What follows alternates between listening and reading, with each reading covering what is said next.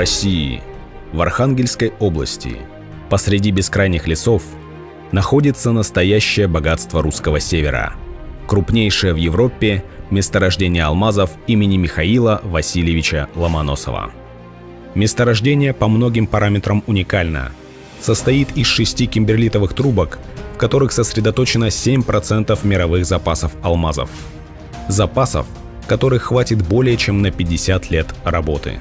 Добычу алмазов месторождения осуществляет публичное акционерное общество «Севералмаз», дочернее предприятие акционерной компании «Алроса», мирового лидера алмазодобычи. 25 лет «Севералмаз» осваивает и открывает новые горизонты.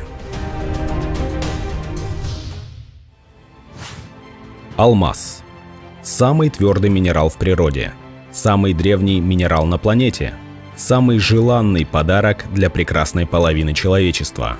Король среди драгоценных камней. История алмазов начинается более 2 миллиардов лет назад.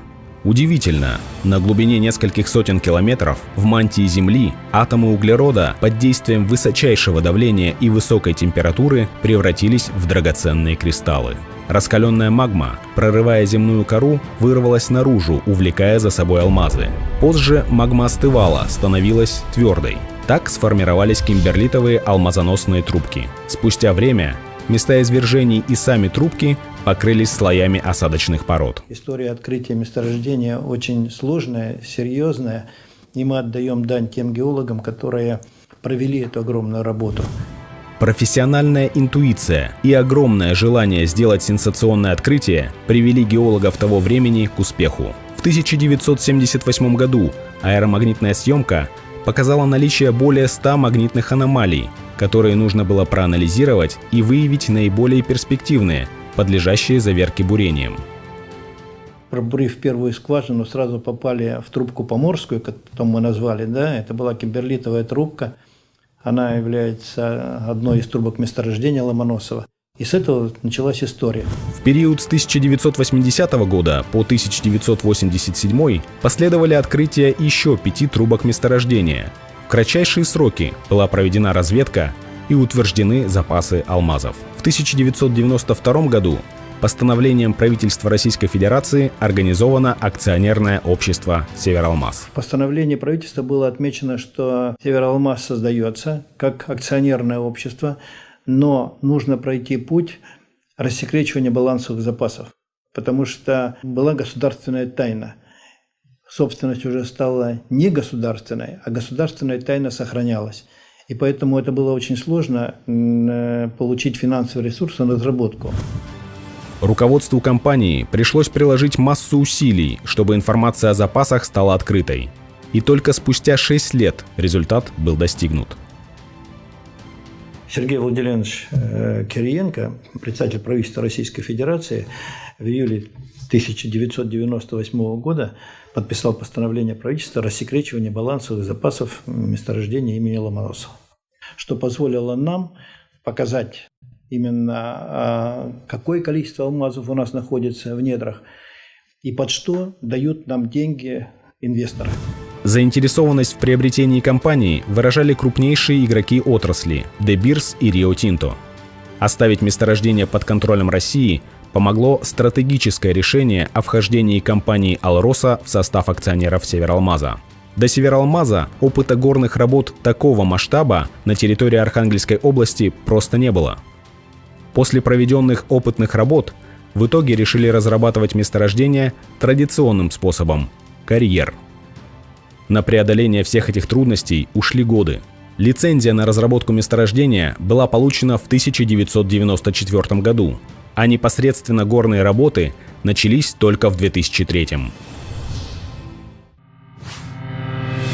В 2017 году, в год своего 25-летия, «Севералмаз» представляет собой масштабный единый комплекс связанных между собой производственных и административно-бытовых объектов Ломоносовского горно-обогатительного комбината, Поморской геолого-разведочной экспедиции, цеха сортировки алмазов и офисных зданий. Развитие инфраструктуры продолжается. При добыче алмазов в разных уголках планеты горняки сталкиваются со специфическими особенностями. К примеру, для удаленных месторождений в Якутии это экстремальные минусовые температуры зимой. Для Африки – ограниченность водных ресурсов. А вот Севералмазу, наоборот, пришлось, что называется, пустить реки вспять. Чтобы добраться до алмазоносной трубки, было перенесено русло реки Золотица. Для этого построен специальный руслоотводный канал протяженностью более 8 километров. Решив задачу с поверхностными водами, перед алмазодобытчиками встала другая дилемма – подземные воды. Горные породы вокруг кимберлитовых трубок значительно обводнены, и без специализированной системы осушения карьер превратится в огромный водоем.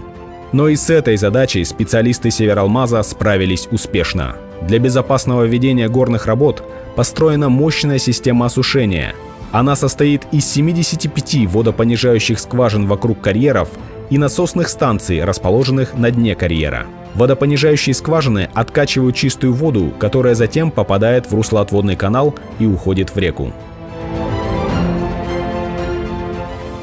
Данные месторождения насыщены подземными водами. Значит, помимо всего прочего, эта территория, на которой мы работаем, тоже подвержена значительным осадкам, как в зимний период времени, так и осенний, весенний и летний. Значит, соответственно, объемы воды, которые мы сейчас откачиваем из карьеров, суммарно составляет около 1500 кубов в час. Еще одна особенность месторождения Севералмаза – руда отличается алмазоносностью. 1 тонна может содержать 2 карата алмазов, а в нескольких метрах от нее всего полкарата. Самый точный инструмент для определения алмазоносности руды – это опытный глаз геолога. Каждый день они направляют работу в карьере, чтобы обеспечить необходимую для предприятия выработку алмазов. Карьеры – один из основных объектов горно-обогатительного комбината. Именно здесь можно увидеть сразу небесный горизонт и горные горизонты, которые сейчас отрабатывают алмазодобытчики. В 2017 году диаметр карьера на трубке Архангельская составил более 1 километра. В глубину достигнет 192 метров. Немногим уступает ему карьер на трубке Карпинского-1. Каждый год горные работы понижаются. На сегодняшний день у нас глубина карьеров более 150 метров. И с каждым годом эта глубина увеличивается. С каждым годом у нас среднее понижение горных работ порядка 30 метров.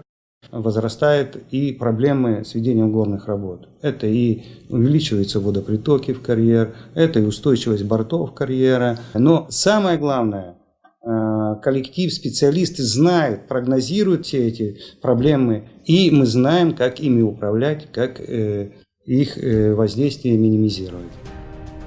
Горнякам предстоят грандиозные свершения, требующие полной отдачи. К 2025 году планируется извлечь из недр месторождения более 35 миллионов тонн руды и достигнуть глубины 324 метров.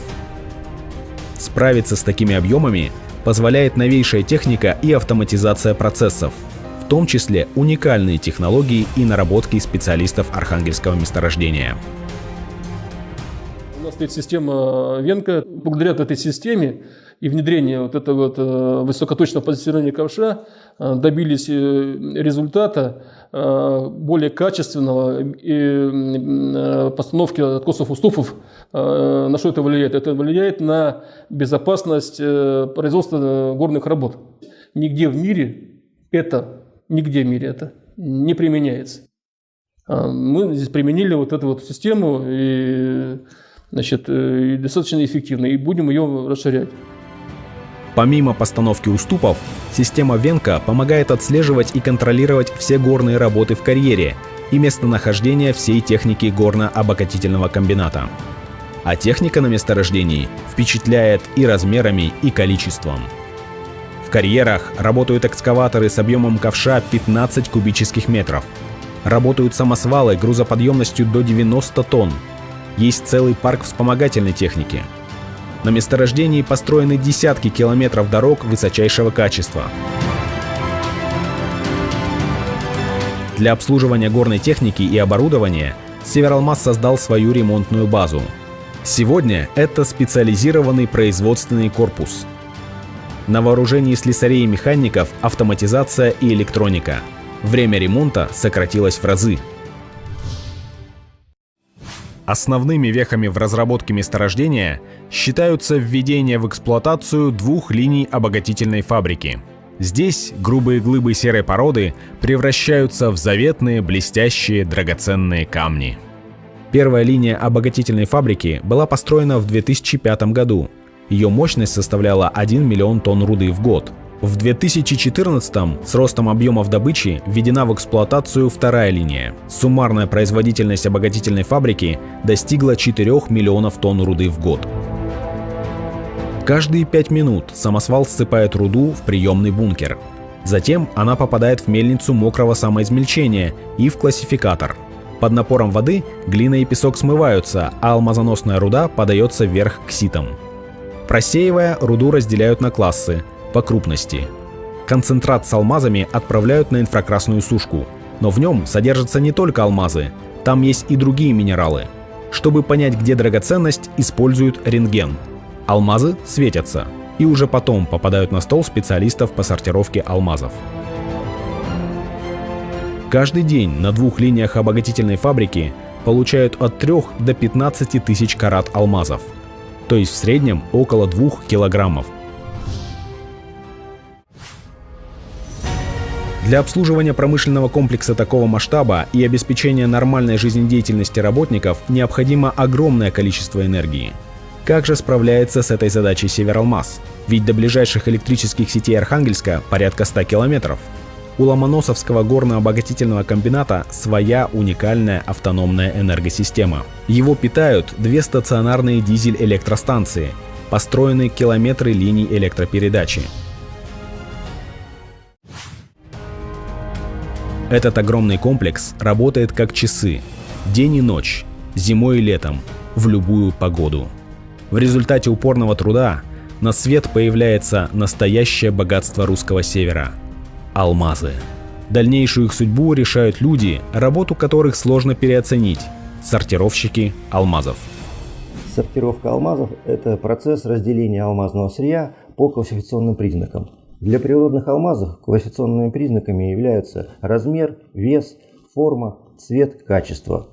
Существует классификатор, разделяющий алмазы на 8000 позиций, которые применяются сортировщиками в их работе. Почти 80% добываемых камней на месторождении ювелирного и околоювелирного качества. 20% – это технические алмазы. Они необходимы в медицине, строительстве, электронике, автомобилестроении, нанотехнологиях и других отраслях науки и техники. В небольших количествах у нас присутствуют алмазы редких цветных оттенков, так называемые алмазы фантазийных цветов. Такие алмазы дороже бесцветных. Самый большой алмаз за всю историю разработки месторождения весит 106,64 карата и размером 25 на 25 миллиметров. Может ли такое огромное предприятие быть в балансе с природой? Согласно всех лицензионных соглашений, по которым мы работаем, за нами установлен жесткий экологический контроль. У нас ежегодно работают десятки, подчеркиваю, десятки институтов, которые отслеживают состояние не только растительности, животного мира, рыбной фауны прилегающих рек, атмосферы, почвы. Профильные институты работают, делают свои заключения, и все подтверждают, что ухудшения экологии нет. Еще на этапе проектирования горно-обогатительный комбинат прошел государственную экологическую экспертизу. Виза без замечаний. В чем же проявляется воздействие Севералмаза на окружающую среду? Руда и пустая порода извлекаются из карьеров.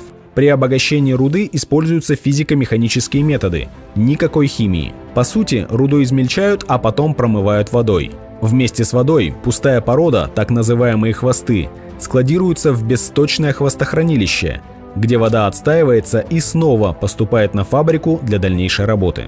Штат экологов Севералмаза организует комплекс работ по мониторингу состояния всех компонентов окружающей среды – воды, почвы, растительности и животного мира.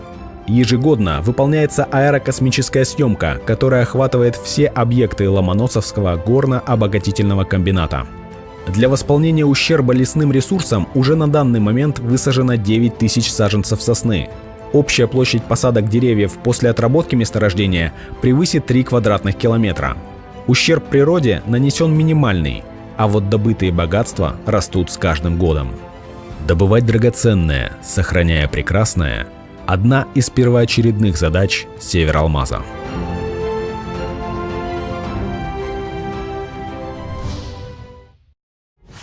Функционирование огромного предприятия возможно только при слаженной работе всех его составляющих. Но главной движущей силой Севералмаза, безусловно, являются люди. Вклад каждого в успех большой команды уникален. Команды, которая открыла для региона новую отрасль и сделала предприятие ключевым. Главный принцип Севералмаза – люди дороже алмазов. На предприятии «Севералмаз» работает 1700 человек. 1100 человек осуществляет работу вахтовым методом на самом месторождении. Более 90% работников – это жители Архангельска и Архангельской области.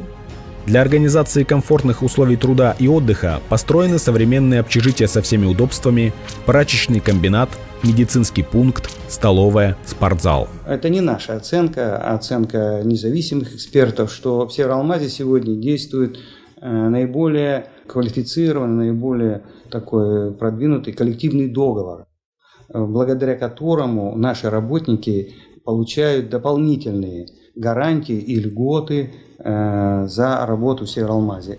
Севералмаз предоставляет своим работникам все социальные гарантии, дополнительное медицинское обслуживание, оплату проезда к месту отдыха, а также возможности для образования и повышения квалификации.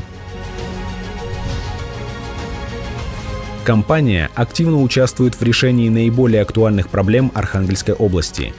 Является одним из крупнейших налогоплательщиков.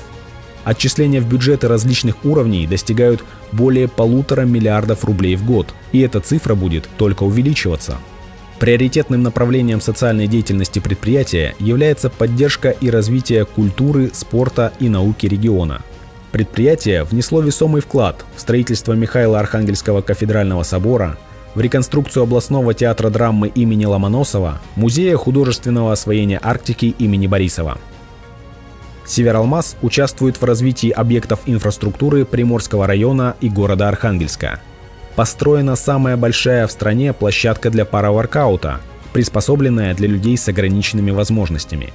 Постоянно оказывается поддержка спортивным школам и федерациям, детским домам и интернатам. Севералмаз тесно сотрудничает с Северным Арктическим федеральным университетом. По инициативе предприятия открыта кафедра горных работ. Оказывается грантовая поддержка студентам, создан геологический музей имени Лаверова. Осуществляется благотворительная помощь общественным организациям, поддержка клуба «Юный геолог», адресная помощь ветеранам геологоразведки и ветеранам Великой Отечественной войны. 25 лет. Это когда много еще впереди, но уже можно подвести первые итоги. За четверть века Севералмаз стал одним из ведущих предприятий области. К началу 2017 года на обогатительной фабрике Севералмаза переработано 20 миллионов тонн руды, из них добыто 10 миллионов карат алмазов. Конечно, любой юбилей – это время подводить итоги, это время ставить задачи на будущее. Перед Севералмазом стоит серьезнейшая задача, и мы ее сейчас решаем. Это разработать к 4-му кварталу текущего года концепцию развития предприятия на ближайшие 30-35 лет до 2050 года. Перед Севералмазом открываются новые горизонты. Ожидают в своей очереди уже известные трубки месторождения и те, которые еще предстоит открыть.